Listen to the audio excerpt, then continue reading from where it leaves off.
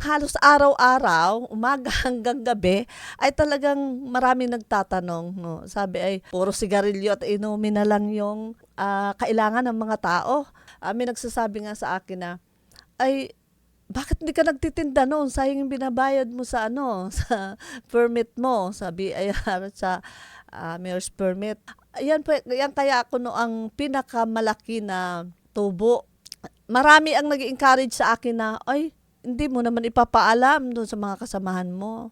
Meron namang bubong, hindi ka naman makikita ng Diyos."